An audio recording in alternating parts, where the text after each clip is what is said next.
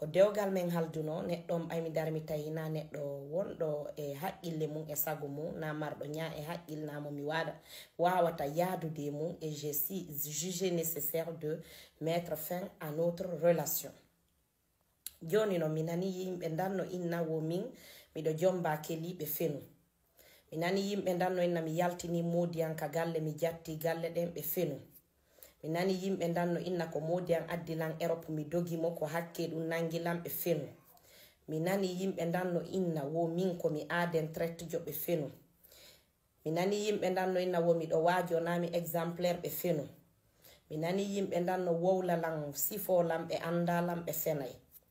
Balde kajjatu ko andira ko nya e haqqille teddungal mo wirtata goɗɗo mo wowlata vi goɗɗo mo haajaka e goɗɗo mo yaata e ka yimɓe wontiri miɗo ka koyen am miɗo ka vi am miɗo ka jiidi am miɗo ka golle hoy am miɗo ka ɗaɓɓereji am haray ko ɗum ɗon marno komi éclaircisa e nder ndu mourado Aladji m'a séquestré m'a pointé une arme il m'a menacé de mort il m'a menacé maintes fois apparemment qu'il échange avec mon ex-mari Allahu alam. Haray wattane yila e fake news ko on ɗon nande kon hakkilane sabu Allah subhanahu wa ta'ala on andi gonga ko joy yurmende ko arrahman ta wowlu ko anda lefol gotol nyoota ko barki Allah e ɗi épreuve ji ɗo mi wawi sendidirde giɗo an e gañon e giɗo gañon. Haray wonɓe ndeyo mi tubu mi rutto mi yilto ka modi an sago Allah sago mum on anda kon ɗon e sifade min modi an seranan no goro tay miɗo nawni mi sella ko juuɗe makko kadi mi nawni laati o dankaki o natti goro ko ha ɗon mari komi yewta. Aray wattane yila hinami aden kelotoɗo jombaɗo kelotoɗo nami ade yaltuɗo ka modi mum dogi ye fattini ka kele mum astaghfirullah rente suɓe ko wowlon sabu min e ex marian ha joni meɗe wuri e suudu woturu ɓiɓɓe amen ɓen kadi meɗe wondi e maɓɓe ko ɗum holli goɗɗo taw sifo ko anda to wowlu ko anda sabu bakkatuno ton. Haray wawe andude si yimɓe seediɗo tawi ko innete kon contrat de bayon ko inde mon on ɗiɗo tanke piiji ɗi lannali seeɗede sendidire o wawata seedude surtout si tawi jiidi no yandi on ma piiji mon no jilli yani biyenji on heɓi haqqe an kono mi torki Allah subhanahu wa ta'ala yo ñaaw hakkunde men ñande woni e wawana hoore men on sifi kelam ɓayɗon añilan on sifi kelam ɓayɗon nawlila woɓɓe mon mi fela on ko Allah sendi ɓurnilan e hoore mon ko ni Allah hoddiri ni min kadi woɓɓe no ɓuri lan Allah newnanilan mi ɓuri woɓɓe surtout ka faamu e ka gandal e ka haqqil e ka ngari e ka bawdi piiji ɗin fo Allah ɓurnilan e woɓɓe min kadi o ɓurni woɓɓe e an. Haray rente e haala nani si tawi woni goɗɗo pointama arma hay sa innama ya yennu goɗɗo a yennay fi yo wonki makin daɗɗo.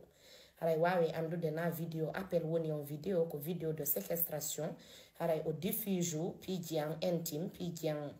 ko ƴetti kadi e téléphone an yani komi yehi hôpital jiidagol o ƴetti ɗum ɗo himo sakitande yimɓe o inna wo mo mari kamen walude. Haray rente alaka min e o men walude o ko ɓadorilan ko fi dewgal o kadi mo yoton ko neɗɗo mo mi jangidi payku yagal an Guinée Conakry e fusu yandali men ha hande. Si tawi kadi mi fenu yo hollu on awa si tawi woni himo mari preuve ko goɗɗum yandi men ha hande wawi andude hande balde kadiatuna aden tosoko ka communauté men ɗo mi ɗaɓɓanama ayɓe mi etama liɓede duuɓi ndan fi honɗum wo koyo markan on boycoté wo ko ɓe ƴawna ñakko e kata e haala fi no ɓe soggira lanka réseau sociaux sabu hoodere ande no jalbinandi no haɗi woɓɓe yi'ede. Haray wawe andude na goɗɗo addila réseaux sociaux ko min e propre initiative jiyan e objectif jiyan e projet jiyan ari ɗo ko min kadi desidata ha ñande Allah muuyi ko hondotuma mi watama ko hondotuma mi kawa honto mi yaata miɗo faljude o yaafoto.